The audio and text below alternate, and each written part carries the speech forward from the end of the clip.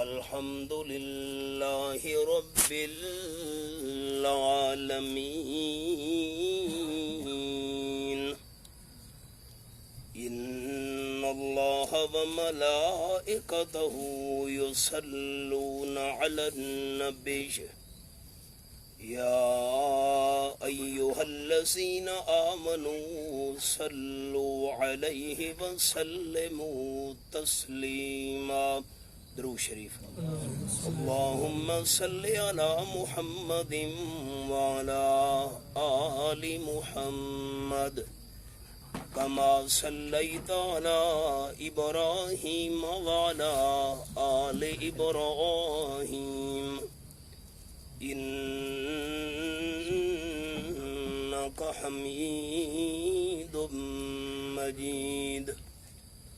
اللهم بارك على محمد وعلى آل محمد كما باركت على إبراهيم وعلى آل إبراهيم إنك حميد مجيد.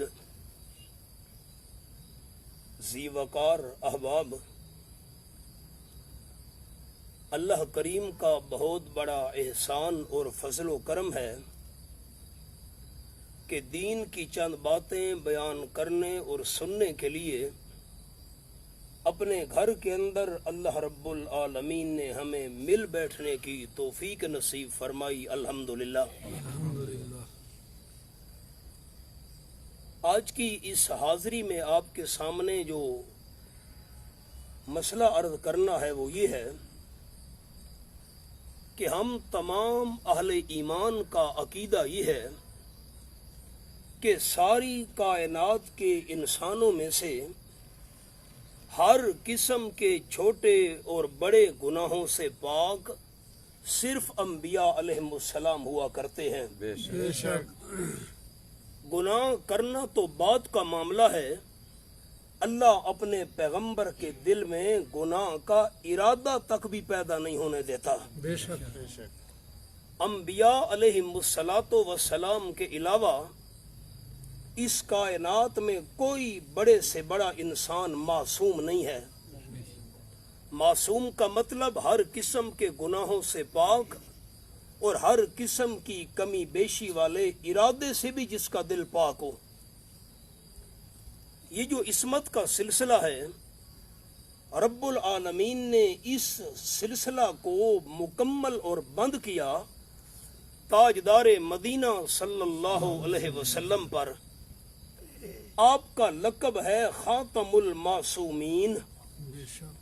جس طرح حضور صلی اللہ علیہ وسلم کے بعد کوئی نیا نبی اللہ نہیں بنائے گا، آپ صلی اللہ علیہ وسلم کے بعد قیامت تک اس کائنات میں معصوم بھی کوئی نہیں آئے گا جو ہر قسم کے گناہوں اور کمی بیشیوں سے پاک ہو.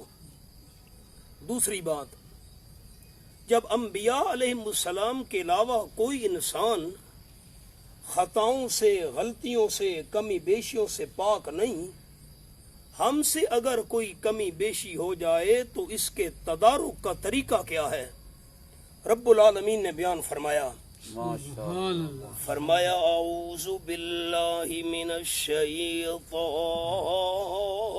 الرجیم بسم اللہ الرحمن الرحیم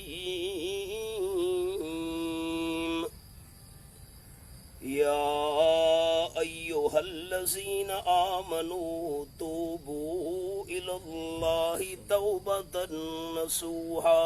سبحان اللہ. آیت نمبر 8. یہ حوالہ. سورت کا نام سورت التحریم، 28واں پارہ. ایمان والو، اللہ کریم کے دربار میں توبہ کرو، لیکن توبہ اخلاص والی ہونی چاہیے. بے شک. معاف کیجئے گا، ہمارے میاں والی میں رواج ہے کہ جب ڈرائیور حضرات، ناراض نہیں ہونا، ایسا نو آپ کہیں کہ ہماری فیلڈ کی طرف اشارہ کر دیا، تو ڈرائیور حضرات بس پر بیٹھتے ہیں نا، بس چلانے سے پہلے کانوں کو پکڑتے ہیں، یہ ایسے، یہ توبہ ہو رہی ہے، اور جب بس چلائی روانہ ہوئی پھر گانوں کی کیسٹ لگا دی، یہ تو ڈرائیوروں والی توبہ ہے۔ فرمایا توبۃ نصوحا، اخلاص والی توبہ ہونی چاہیے۔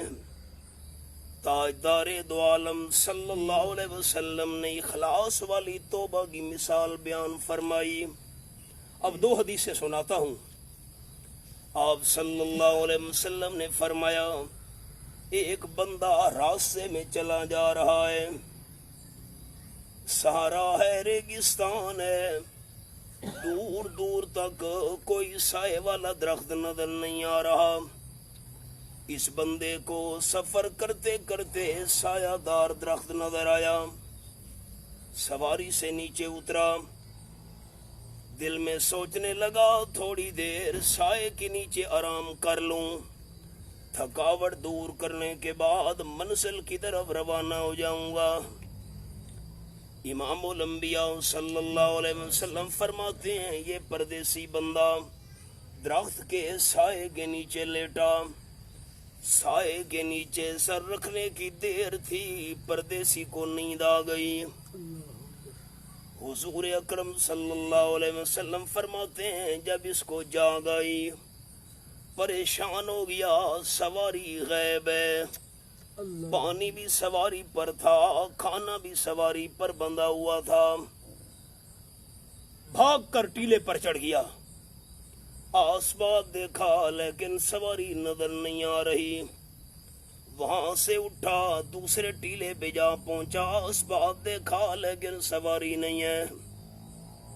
تاجدار مدینہ صلی اللہ علیہ وسلم فرماتے ہیں، پردیسی بندے نے سوچا اب دو راستے ہیں میرے سامنے، ایک راستہ یہ ہے اس ریگستان میں پیدل سفر کرنا شروع کر دوں۔ بجلی تو آ گئی ہے، پتہ نہیں کھلوسی صحیح کہ نہیں،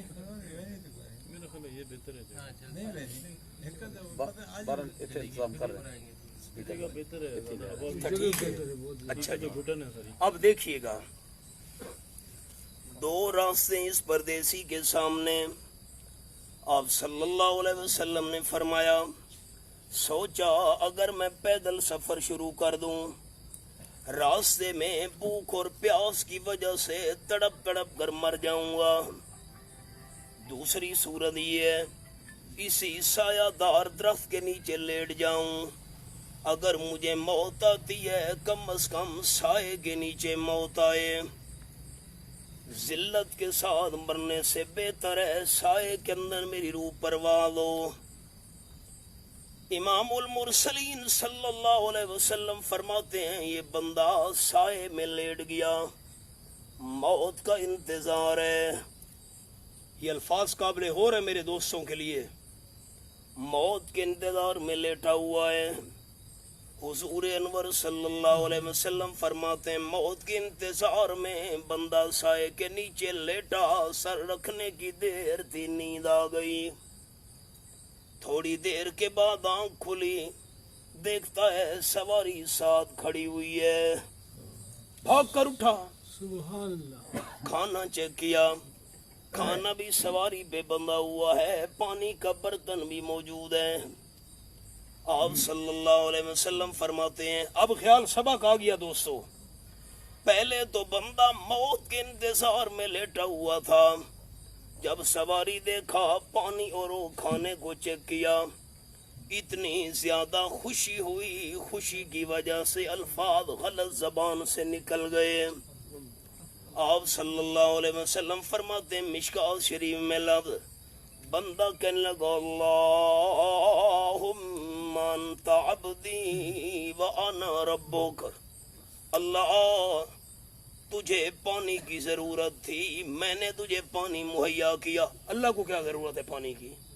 اللہ تجھے کھانے کی محتاجی تھی، کھانے کا انتظام میں نے کر دیا۔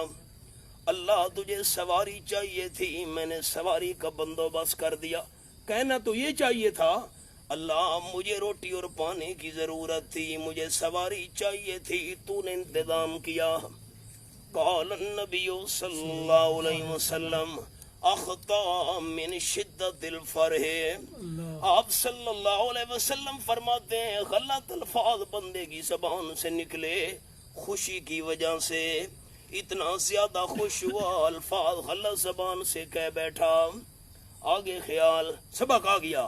قال النبی صلی اللہ علیہ وسلم للہ اشد فرحم بتوبت عبدہ.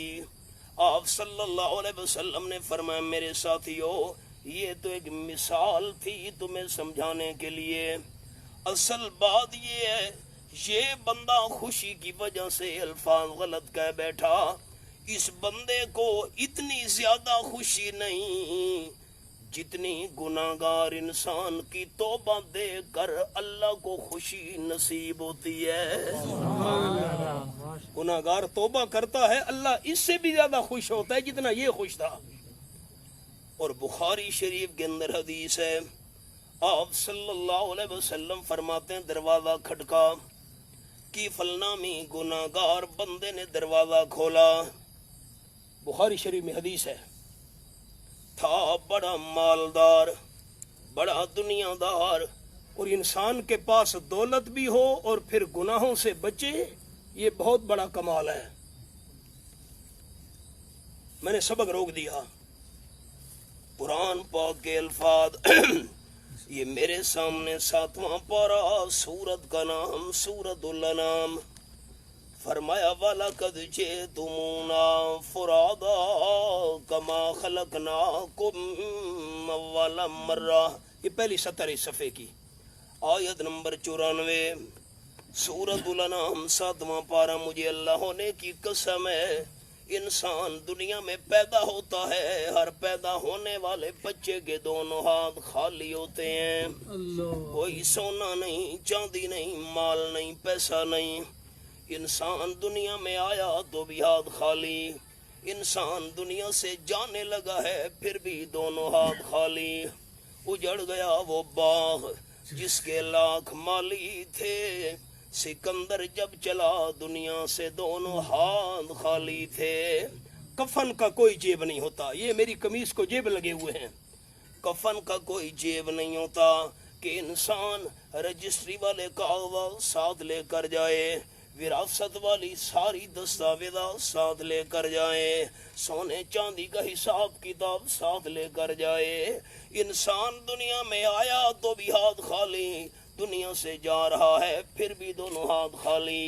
جب انسان قیامت کے میدان میں اٹھے گا اللہ فرمائے گا وَلَقَدْ جِئْتُمُونَا فُرَادَىٰ كَمَا خَلَقْنَاكُمْ أَوَّلَ مَرَّةٍ. مجھے اللہ ہونے کی قسم ہے کائنات والو ایسے خالی ہاتھ میرے سامنے آئے ہو بے یار و مددگار جیسے میں اللہ نے تمہیں پہلے دن خالی ہاتھ پیدا کیا تھا. ہماری آکڑی ختم نہیں ہوتی، 2-4 جیب میں ہمارے پیسے زیادہ آ جائیں ہم بندے کو بندہ ہی نہیں سمجھتے. 17واں پارہ سورت کا نام سورت الانبیاء. یہ میرے سامنے سورت الانبیاء کھلی ہوئی ہے، آیت نمبر 104 پہ میں نے انگلی رکھی ہوئی ہے. فرمایا کما بدانا اول خلق نعیدہ. جس طرح میں اللہ نے انسان کو پہلی بار پیدا کیا اسی طرح میں اسی حال میں زندہ کر کے اٹھاؤں گا. اب حدیث پاک کے لفظ بخاری شریف میں آپ صلی اللہ علیہ وسلم نے اس آیات مبارکہ کی تلاوت فرمائی. قال النبی صلی اللہ علیہ وسلم انکم محشورون الی اللہ یوم القیامہ حفاۃ عراۃ غرلا. رواہ البخاری.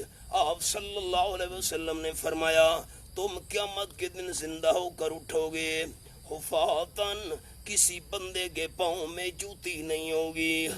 بندہ پیدا ہوتا ہے پاؤں میں بچے کے جوتی نہیں ہوتی. نمبر 2 عراۃن، زندہ ہو کر قیامت میں اٹھو گے کسی انسان کے جسم پر لباس نہیں ہوگا. بچہ پیدا ہوتا ہے جسم پر کپڑے نہیں ہوتے. حضرت عائشہ رضی اللہ تعالی عنہا حیران ہوگی، حضرت جب بندہ زندہ ہو کر اٹھے گا جسم پر لباس نہیں ہوگا؟ فرمایا نہیں. صدیقہ کائنات رضی اللہ تعالی عنہ عرض کرنے لگی حضرت انسان دوسرے کو دیکھے گا نہیں.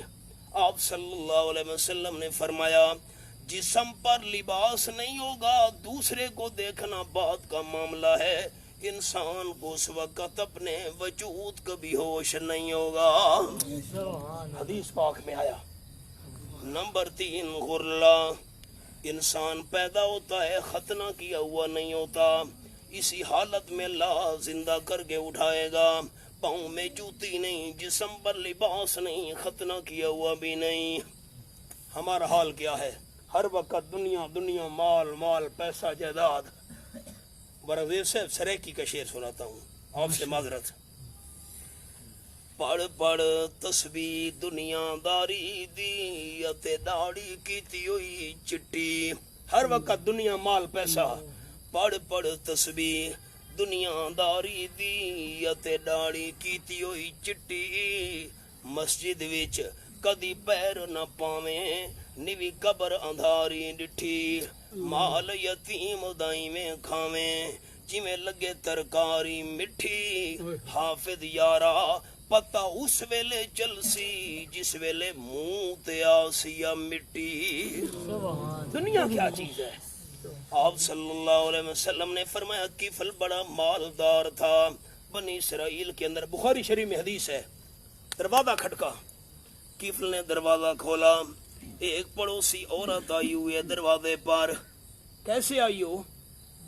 حضور صلی اللہ علیہ وسلم فرماتے ہیں عورت کہنے لگی کفل میں تیرے پڑوس میں رہنے والی ہوں, میرا خامد دنیا سے چل بسا, چھوٹے چھوٹے یتیم بچے رہ گئے, بچوں پر فاقہ ہے, میں محنت مزدوری کے قابل نہیں ہوں. اللہ نے تجھے دنیا اور مال سے نوازا ہے, اللہ واسطے میری امداد کر.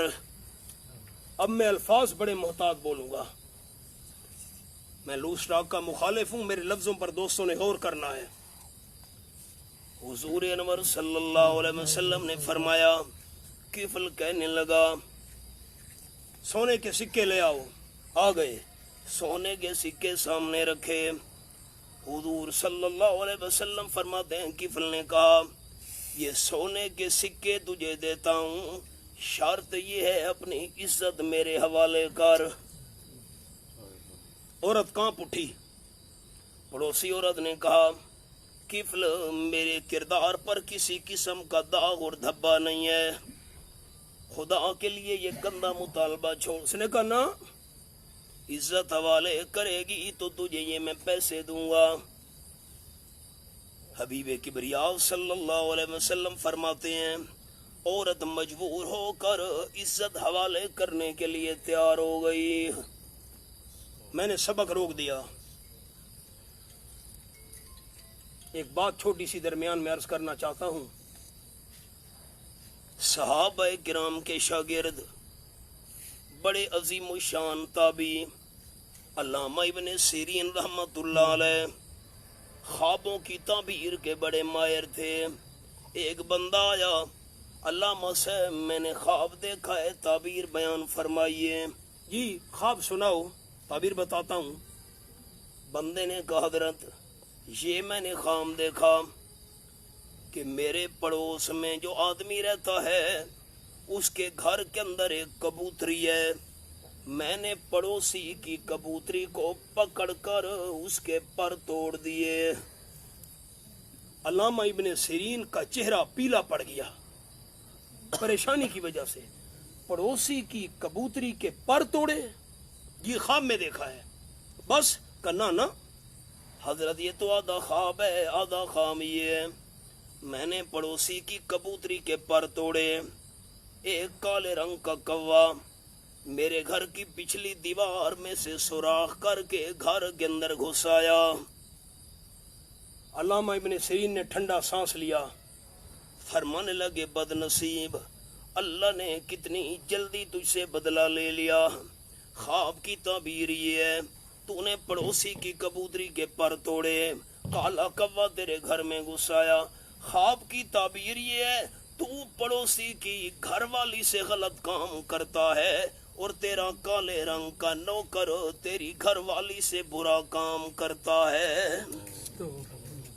جیسی کرنی ویسی بھرنی, نہ مانے تو کر کے دیکھ، جیسی کرنی ویسی بھرنی۔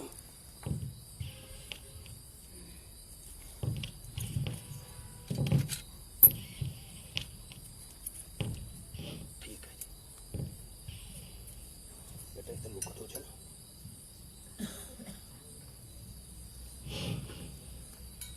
کو بیٹا بند رکھنا۔ جیسی کرنی ویسی بھرنی، نہ مانے تو کر کے دیکھ، جنت بھی ہے دوزخ بھی ہے، نہ مانے تو مر کے دیکھ۔ انگلش والے کہتے ہیں ٹٹ فار ٹیٹ، جیسا کرو گے ویسا بھرو گے۔ آپ صلی اللہ علیہ وسلم فرماتے ہیں کفل کو ترس نہیں آیا، نہیں عزت حوالے کرے گی تو میں تجھے مال اور پیسے دوں گا۔ حضور انور صلی اللہ علیہ وسلم فرماتے ہیں پڑوسی عورت غربت کی وجہ سے، معصوم بچوں کے فقر و فاقہ کی وجہ سے عزت حوالے کرنے کے لیے تیار ہو گئی، لیکن عورت کی زبان سے یہ الفاظ نکلے کفل اتق اللہ ربک، ساری دنیا نہیں دیکھ رہی، اللہ تو دیکھ رہا ہے، اللہ سے ڈر جا۔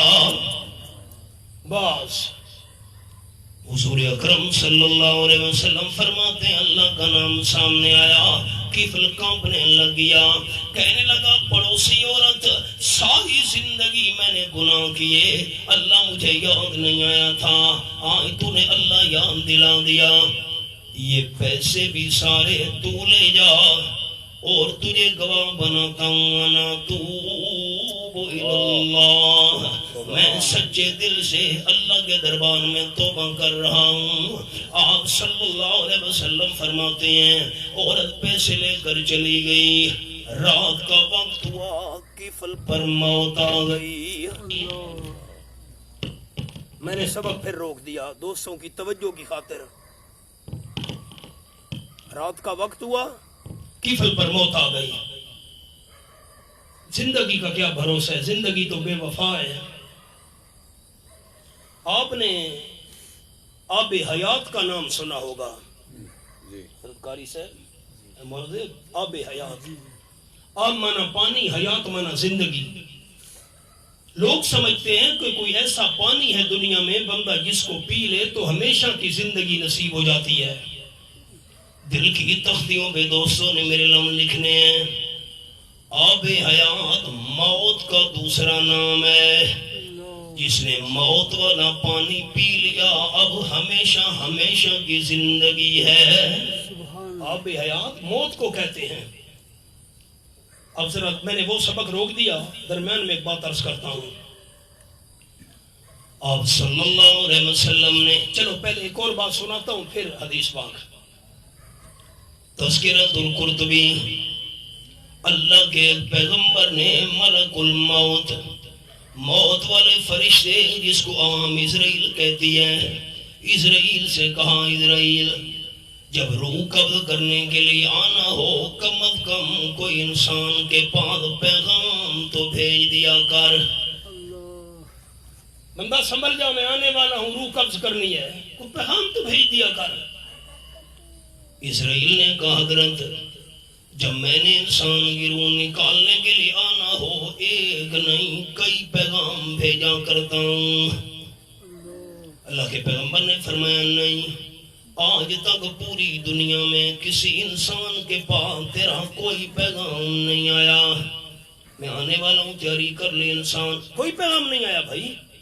اسرائیل نے کہا نہیں حضرت ایک نہیں کئی پیغام بھیجتا ہوں۔ اللہ کے پیغمبر حیران ہو گئے، اب بابا خیال، اسرائیل کہنے لگا جب انسان کے بال سفید ہونا شروع ہو جائیں انسان سمجھ لے اسرائیل کا پیغام آ گیا ہے، جب نظر کمزور ہونے لگ جائے سمجھ لے دوسرا پیغام آ گیا ہے، ہاتھ کانپنے لگ جائیں انسان سمجھے میرا تیسرا پیغام پہنچ گیا ہے، قدم لڑکھڑانے لگ جائیں انسان سمجھ جائے اور پیغام اسرائیل کا آ گیا ہے، معدہ ہضم کرنے سے انکار کر دے سمجھے اور پیغام آ گیا ہے، انسان کی کمر جھک جائے سمجھے اور پیغام آ گیا ہے۔ اور جب انسان کا پوتا پیدا ہو جائے دادا سمجھ لے اسرائیل کا پیغام آ گیا ہے۔ صاحب اولاد دوستو، میں بھی صاحب اولاد ہوں، کیوں؟ اب دادے کو یقین ہونا چاہیے میری جگہ والد نے لینی ہے، والد کی جگہ پوتے نے لینی ہے۔ اللہ کے پیغمبر حیران ہو گئے، واقعی اسرائیل تو کئی پیغام بھیجتا ہے، یہ الگ بات ہے کہ انسان توجہ نہ کرے۔ اب جو بات عرض کرنے لگوں یہ تاریخی ہے۔ فاروق اعظم رضی اللہ تعالیٰ عنہ، آج 2 محرم ہے، کل 1 محرم الحرام کو حضرت فاروق اعظم رضی اللہ تعالیٰ عنہ کا یوم شہادت تھا۔ میں دورہ تفسیر میں 18 مقامات دوستوں کو لکھوایا کرتا ہوں۔ قرآن پاک کے 18 مقامات ایسے ہیں کہ حضرت فاروق اعظم رضی اللہ تعالیٰ عنہ زمین پر بولے رب العالمین نے عرش برین سے قرآن بنا کر نازل کر دیا۔ یہ جزئی فضیلت سوائے فاروق اعظم کے اور کسی شخصیت کو امت میں نصیب نہیں ہوئی۔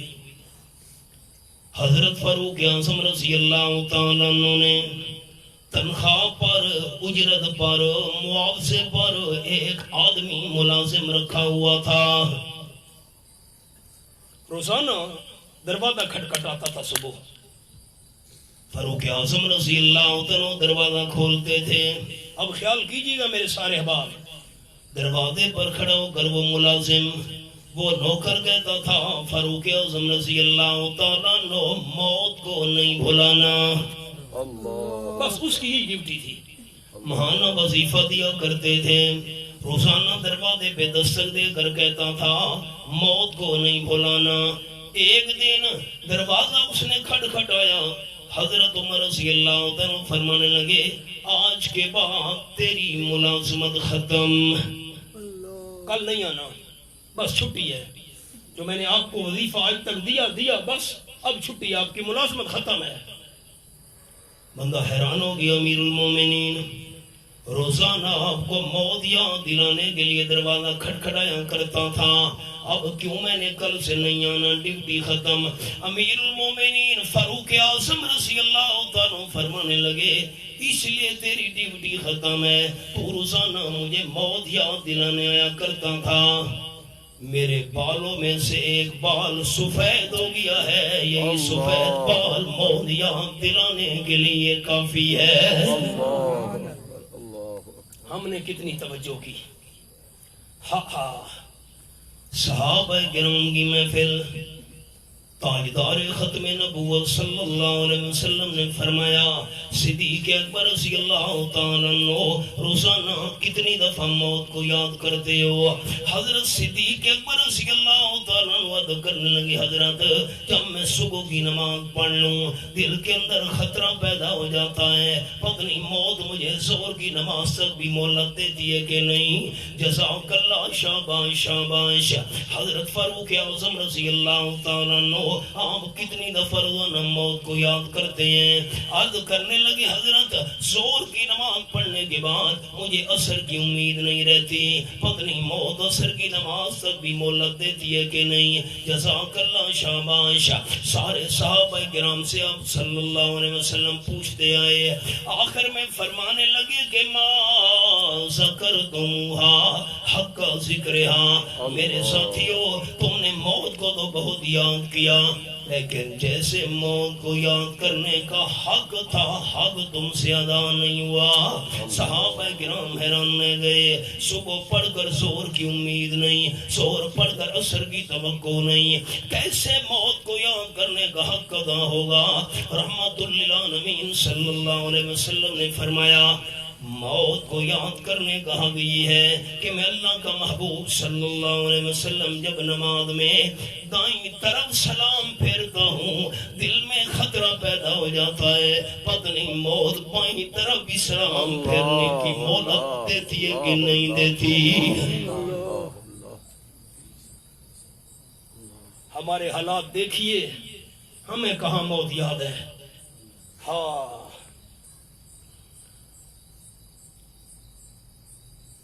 عرض کر رہا تھا، اور یہ بھی آمین خلوص دل سے کہنا ہے، میں آپ کے لیے، اپنے لیے، حضرت قاری صاحب، تمام دوستوں کے لیے دعا کرتا ہوں، دعا کیجیے اللہ ہماری موت ایمان والی کر دے۔ آمین اللہم آمین۔ ایک دوست نے مجھے کہا، اتفاقاً مجھے بات یاد آئی، میں دنیا کی باتیں شروع کروں تو اسی میں وقت گزر جائے، ایک بات سناتا ہوں۔ ایک دوست نے مجھے کہا کہ بیت اللہ شریف کے سامنے ایک آدمی بیٹھ کر دھاڑے مار مار کر رو رہا تھا۔ باقی بھی رونے والے وہاں بہت ہوتے ہیں، لیکن اس کا رونا کوئی عجیب تھا۔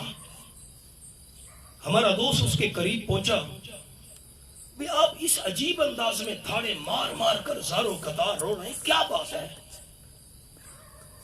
اس نے روتے روتے کہا، بھائی جی میرا بڑا بھائی بیمار تھا، بڑا عرصہ اس نے بیماری میں گزارا، اور ایک دن صاحب فراش تھا، لیٹا ہوا تھا، بڑا عرصہ گزرا، علاج کرا کرا کر تھک گئے، اللہ کی مرضی، اس نے مجھے کہا کہ قرآن مجید لے آؤ۔ میں قرآن مجید الماری سے اٹھا کر لے آیا تو میرے بڑے بھائی بیمار نے کہا کہ قرآن پاک میرے سینے پر رکھو۔ میں نے اپنے بھائی کے سینے پر قرآن مجید کا نسخہ رکھا، اس نے قرآن پاک کو ایسے پکڑا اور کہنے لگا کہ جس اللہ نے مجھے آج تک صحت نہیں دی میں اس اللہ کو نہیں مانتا۔ یہ جب الفاظ کہے روح نکل گئی، یہ الفاظ کہے میں اس اللہ کو نہیں مانتا جس نے مجھے آج تک صحت نہیں دی، یہ الفاظ ادا ہوئے، روح نکل گئی۔ میں اس کا خاتمہ یاد کر کر کے رو رہا ہوں کہ زندگی اسلام پر گزری اور خاتمہ اللہ کے انکار پر، کفر کے اندر گیا۔ وہ منظر یاد آتا ہے تو دھاڑے مار مار کر روتا ہوں۔ دوستو اعتبار خاتمے کا ہے، میں نے پھر سبق روک دیا، ایک اور حوالہ یاد آیا وہ بھی سن لیجئے۔ سورت کا نام سورت الاعراف، یہ میرے سامنے نام پارا رب العالمین کا قرآن پاک۔ اللہ فرماتے ہیں وَاتْلُ عَلَيْهِمْ نَبَأَ الَّذِي آتَيْنَاهُ آيَاتِنَا فَانْسَلَخَ مِنْهَا فَأَتْبَعَهُ الشَّيْطَانُ فَكَانَ مِنَ الْغَاوِينَ۔ ایک اور بات یاد آئی، وہ پہلے سن لیں پھر میں ترجمہ کرتا ہوں۔ ضلع چنیوٹ کے اندر ایک چھوٹی سی بستی ہے کلری، وہاں پر ہمارے ایک دوست تھے مولانا غلام محمد صاحب رحمۃ اللہ علیہ، تو ان کا قادیانیوں کے ساتھ مناظرہ مقرر ہو گیا، اور مناظرے کا عنوان تھا سیرت مرزا۔ قاری صاحب بھئی مرزا کس کردار کا آدمی تھا جس کو تم اللہ کا نبی مانتے ہو؟ اس موضوع پر وہ مناظرہ نہیں کرتے، لیکن بس پھنس گئے، لکھ کر دے بیٹھے، باقی موضوعات بعد میں ہوں گے، پہلے پہلے یہ موضوع ہوگا۔ یہ 1992 کی بات ہے، 3 دن تک مناظرہ ہوتا رہا۔ مناظرے کے اندر جو ثالث تھا وہ بالکل الگ مسلک کا تھا، نہ وہ مسلمان تھا اور نہ وہ قادیانیوں میں سے تھا۔ 3 دن مناظرے کے بعد اس نے فیصلہ سنایا کہ مسلمان کامیاب ہیں اور قادیانی جھوٹے ہیں۔ تو پڑوس میں ایک مکان تھا اور مکان کے بالغ کا نام تھا اللہ بخش، اس کی عمر ہوگی 85-86 سال۔ اس نے مولانا غلام محمد کو پیغام بھیجا کہ میرے پاس آ کر ملاقات کرے، وہ قادیانی تھا بلانے والا۔ مولانا صاحب چلے گئے گھر میں، اس بوڑھے نے کہا، وہ 10-15 سال سے صاحب فراش تھا، اس نے کہا مولانا صاحب 3 دن تک میں نے مناظرہ سنا ہے، سپیکر لگے ہوئے تھے، باقاعدہ حکومت سے اجازت لی گئی تھی، 3 دن تک میں نے لاؤڈ سپیکر پر مناظرہ سنا، قادیانی بھی اپنی باتیں بیان کرتے رہے، آپ بھی۔ تو آج جب ثالث نے فیصلہ سنایا تو مجھے یقین ہو گیا کہ میری ساری 84-85 سال کی زندگی کفر پر گزری ہے، مجھے کلمہ پڑھا کر مسلمان کر دو۔ اس کے بیٹے بھاگتے ہوئے آئے، ابا یہ کیا کروں؟ وہ بھی کہا تھی، اس نے کہا نہیں بس، سمجھ نہیں تھی تو نہیں تھی، اب بات سمجھ آ گئی ہے، سوال ہی پیدا نہیں ہوتا کہ میں اسلام قبول نہ کروں۔ اس نے مولانا کے ہاتھ پر اسلام قبول کیا، مسلمانوں نے خوشی میں مٹھائیاں تقسیم کی، دوسرے دن وہ بندہ فوت ہو گیا۔ ساری زندگی کیسے گزری اور موت سے پہلے اللہ راضی ہو گیا. اعتبار خاتمے کا ہے دوستو. فرمایا وَاتْلُ عَلَيْهِمْ نَبَأَ الَّذِي آتَيْنَاهُ آيَاتِنَا فَانْسَلَخَ مِنْهَا. آیت نمبر 175. حضرت موسیٰ علیہ السلام اپنی قوم کو ساتھ لے کر عمالقہ قوم کے ساتھ جہاد کرنے کے لیے جا رہے تھے. عمالقہ قوم کے اندر ایک اللہ کا نیک بندہ رہتا تھا بلعم ابن باورا. اس کو مختصر کہتے ہیں حضرت بلعم. اللہ نے فرمایا الذی آتیناہ آیاتنا، ہم نے اس کو علم شریعت سے مالا مال کیا تھا. عالم بھی بڑا تھا. اللہ نے جس کے بارے میں فرمایا ہم نے اس کو آیات کے علم سے مالا مال کیا، اس کو اللہ عالم کہے. اور پھر اتنا نیک اور پرہیزگار، ہاتھ اٹھا کر جو بھی دعا مانگتا اللہ اس کی دعا کو خالی نہیں لوٹاتا تھا. جب پتہ چلا عمالقہ قوم کو حضرت موسیٰ علیہ السلام ہمارے ساتھ جہاد کرنے آ رہے ہیں، ساری قوم بلعم کے بعد جا پہنچی. مہربانی کر حضرت موسیٰ علیہ السلام کے خلاف بد دعا کر نکلو یہاں سے. اللہ کے سچے پیغمبر کے خلاف میں بد دعا کروں؟ جاؤ. وہ مایوس ہو گئی، ہماری بات نہیں مانتا.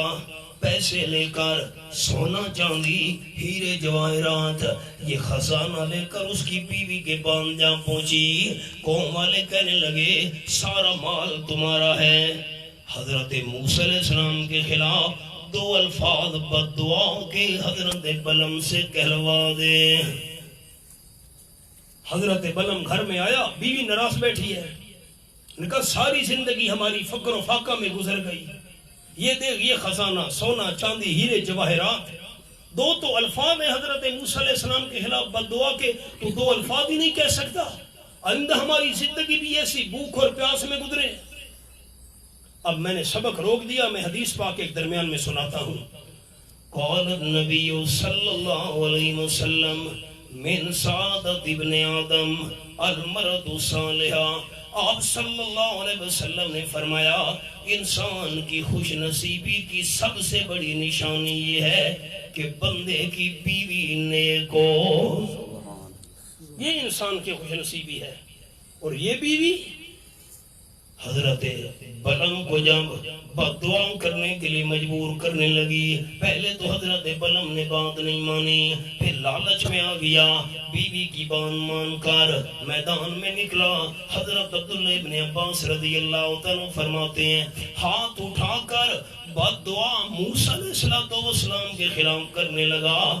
بد دعا اپنے خلاف کر بیٹھا، زبان کتے کی طرح باہر نکل آئی. میں نے ایسے الفاظ نہیں کہے دوستو، یہ قرآن کی آیت ہے. فَمَثَلُهُ كَمَثَلِ الْكَلْبِ، کتے والی حالت بن گئی، زبان سینے پہ لٹک آئی، 3 دن تک بھونک بھونک کر مر گیا. یہ قرآن میں حوالہ ہے. زندگی کیسے گزری اور خاتمہ کیسے ہوا. پھر آمین کہنے کی درخواست کر رہا ہوں، دعا کریں اللہ ہم سب کا خاتمہ ایمان پر کر دے. آمین اللہم آمین. رات کا وقت ہوا، کفل پر موت آ گئی. وہ ہمارا سبق تھا، وہ سبق تھا. عورت پڑوسی پیسے لے کر چلی گئی، کفل کو رات کے وقت موت آ گئی. صبح جب محلے والے جاگے، اللہ نے کفل کے دروازے پر فرشتوں سے لکھوا دیا تھا ان اللہ قد غفر الکفل، اللہ نے کفل کے سارے گناہ معاف کر دیے ہیں. اللہ نے ہمارے پردے رکھے. قاری صاحب اللہ نے ہم تو اللہ کا شکر نہیں ادا کرتے نا دوستو. اللہ نے ہمارے پردے رکھے ہیں.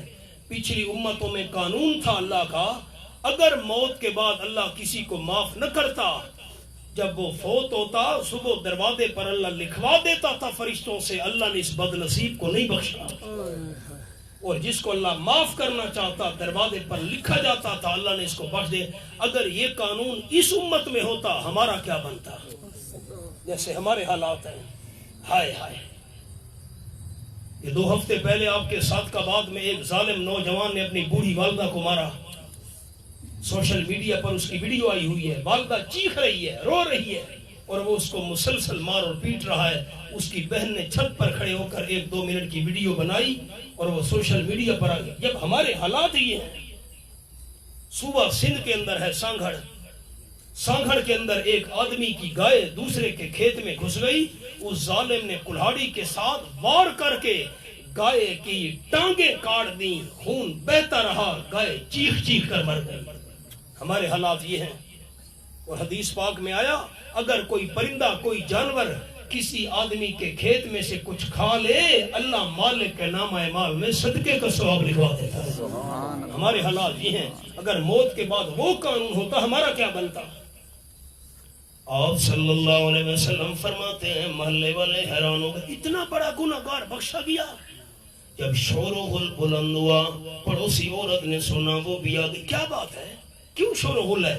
محلے والے کہنے لگے کفل جیسا بڑا گناہگار کیسے بخشا گیا؟ آپ صلی اللہ علیہ وسلم فرماتے ہیں پڑوسی عورت نے کہا میں کل اس کے پاس مطالبہ لے کر آئی تھی، مہربانی کر میری امداد کر، بچے بھوکے ہیں. اس نے کہا عزت میرے حوالے کر. میں مجبوراً تیار ہو گئی، میری زبان سے لے کے نکلا اتق اللہ ربک، اللہ سے ڈر جا. اللہ کا نام سامنے آیا، کفل کانپنے لگ گیا اور اس نے کہا اللہ تو نے مجھے یاد دلا دیا، پیسے بھی مجھے دے دیے، میرے سامنے سچے دل سے توبہ کر لی، اللہ نے توبہ کی برکت سے سارے گناہ معاف کر دیے. یہی عرض کرنا چاہتا تھا، توبو الاللہ توبۃ نصوحا. پھر آمین کہنے کی اپیل کر رہا ہوں. دعا ہے ہم سے زندگی میں جتنی غلطیاں ہوئی اللہ اپنی رحمت سے معاف فرما. ربنا تقبل منا انک انت السمیع العلیم وتب علینا انک انت التواب الرحیم. مسجد کی تعمیر میں اور آبادی میں جو ہمارے رفقا حصہ لے رہے ہیں، آپ صلی اللہ علیہ وسلم نے فرمایا جو پرندے کے گھونسلے کے برابر اللہ کا گھر بنائے، اللہ فرشتوں میں اعلان کرتا ہے بندے نے اتنا میرا گھر بنایا جتنی بندے کی گنجائش تھی، اس کا جنت میں اتنا بڑا محل بناؤ جتنی میں اللہ کی گنجائش ہے. اللہ یہ خدمت قبول فرمائے، دوستوں کے لیے صدقہ جاریہ بنائے، رحمت اور فضل و کرم سے مالا مال فرمائے. ربنا تقبل منا انک انت السمیع العلیم وتب علینا انک انت التواب الرحیم. صلی اللہ تعالی